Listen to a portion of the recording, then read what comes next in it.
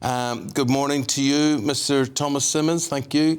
We were just talking about the Prime Minister in the People's Forum tonight. We're just wondering if that signals the starting gun in a general election campaign.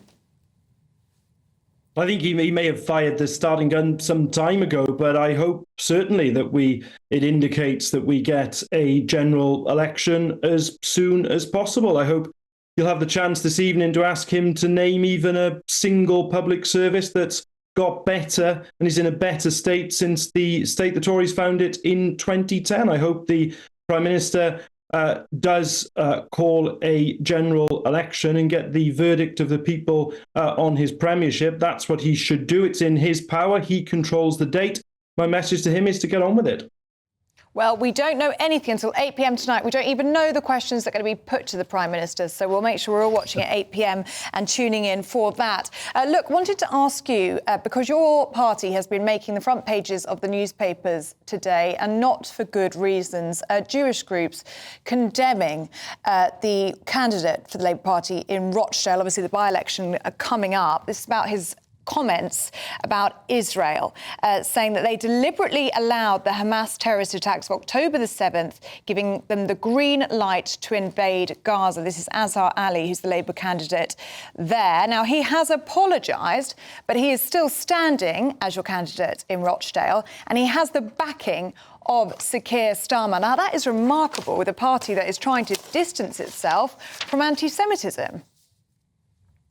Well, listen, I was completely appalled by the comments when I learned of them. They are completely wrong. They are totally unacceptable, and they do not represent the views of the Labour Party. Councillor Ali has apologised unreservedly. He's retracted those comments. Crucially, too, he understands the gravity, the scale of the offence that's been caused, and wishes to take on what is highly significant, mountainous task of trying to rebuild trust with the Jewish community. I also listen, though, to what very respected colleagues like Dame Louise Ellman have said, that Councillor Ali has a history of standing with her against anti-Semitic attacks, and that this is out of character, and will now go on to try to rebuild trust with the Jewish community. And it's on that basis that he will be our candidate in the by-election in 2 weeks' time on the 29th of February. Nick, the government are going to make an announcement today regarding banning bonuses for water bosses who fail to stop pollution. Correct me if I'm wrong, I'm sure this is Labour policy. I'm sure I've heard this coming from you guys before. And if so, is that a compliment or an insult?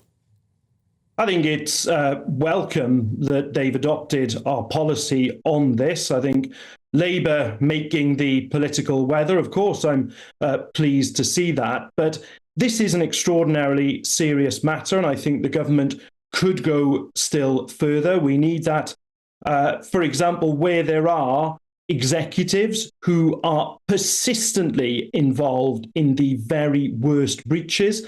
There should, in our view, be criminal sanctions. And we do also need to have that really strong regime, every single outlet being appropriately monitored for pollution. So, yes, welcome that they've adopted our policy, but they could go further.